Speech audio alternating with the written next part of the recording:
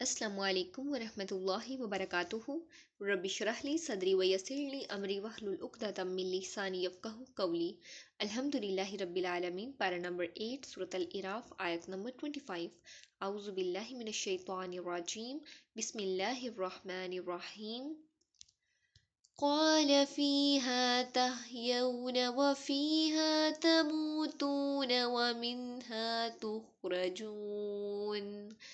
اللہ تعالیٰ نے فرمایا اسی میں تم جیو گے اور اسی میں تم مرو گے اور اسی میں سے تم نکالے جاؤ گے۔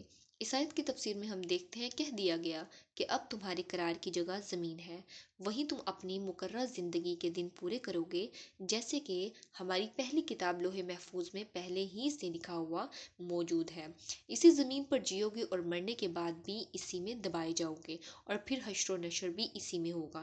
اللہ رب العالمین فرماتے ہیں منہا خلقناکم وفیہا نعیدکم ومنہا نخرجکم تارۃ اخری۔ پس اولاد آدم کی زندگی گزارنے کی جگہ بھی یہی ہے اور مرنے کی جگہ بھی یہی، قبریں بھی اسی میں اور قیامت کے دن اٹھیں گے بھی اسی سے، پھر بدلہ دیے جائیں گے۔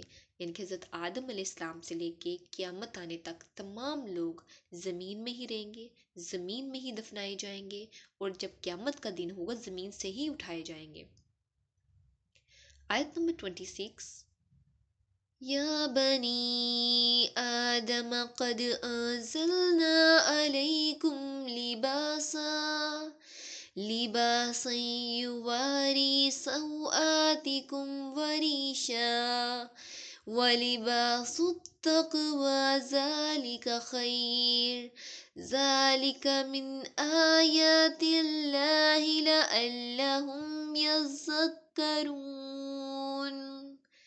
اے اولاد آدم، یقیناً ہم نے تم پر لباس اتارا ہے جو تمہاری شرمگاہوں کو چھپاتا ہے اور زینت ہے، اور تقوی کا لباس ہی بہترین ہے۔ یہ اللہ رب العالمین کی نشانیوں میں سے ہے کہ لوگ سبق حاصل کریں۔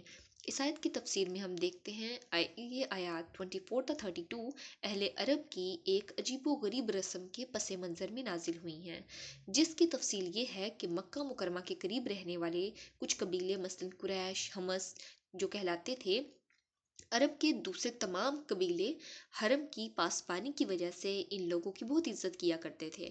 اسی کا ایک نتیجہ یہ تھا کہ عربوں کے عقیدے کے مطابق کپڑے پہن کر طواف کرنا صرف انہی کا حق تھا۔ دوسرے لوگ کہتے تھے کہ جن کپڑوں میں ہم نے گناہ کیے ہیں ان کے ساتھ ہم بیت اللہ کا طواف نہیں کر سکتے، چنانچہ یہ لوگ جب طواف کے لیے آتے تو حمص کے کسی آدمی سے کپڑے مانگتے، اگر اس کے کپڑے مل جاتے تو انہیں پہن کر طواف کر لیتے، لیکن اگر کسی کو حمص میں سے کسی کے کپڑے نہ ملتے تو وہ بالکل عریاں ہو کر طواف کرتے تھے۔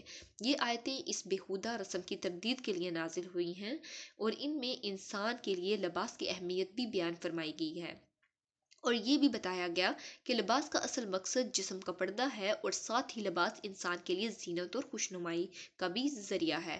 ایک اچھے لباس کی صفت یہ ہونی چاہیے کہ وہ یہ دونوں مقصد پورے کرے، اور جس لباس سے پردے کا مقصد حاصل نہ ہو وہ انسانی فطرت کے خلاف ہے۔ لباس کا ذکر آیا تو یہ حقیقت بھی واضح فرما دی گئی کہ جس طرح لباس انسان کے ظاہری جسم کی پردہ داری کرتا ہے، اسی طرح تقوی انسان کو گناہوں سے پاک رکھتا ہے اور اس کے ظاہر اور باطن دونوں کی حفاظت کرتا ہے، اور اس لحاظ سے تقوی کا لباس بہترین لباس ہے۔ پھر اسی طرح ہم دیکھتے ہیں لہٰذا ظاہری لباس پہننے کے ساتھ ساتھ انسان کو یہ فکر بھی رکھنی چاہیے کہ وہ تقوی کے لباس سے بھی آراستہ ہو، یعنی لباس کا پیدا کرنا اللہ رب العالمین کی قدرت اور حکمت کی نشانیوں میں سے ایک ہے۔ اللہ رب العالمین سے دعا ہے کہ وہ ہمیں دین کا سچا فہم نصیب فرمائے، اس پہ خود بھی عمل کرنے، دین کا پیغام دوسروں تک پہنچانے کی توفیق عطا فرمائے، آمین۔ وآخر الدعوانا ان الحمد للہ رب العالمین۔ سبحانک اللہم وبحمدک، نشہد ان لا الہ الا انت، نستغفرک ونتوب الیک۔ السلام علیکم ورحمۃ اللہ وبرکاتہ۔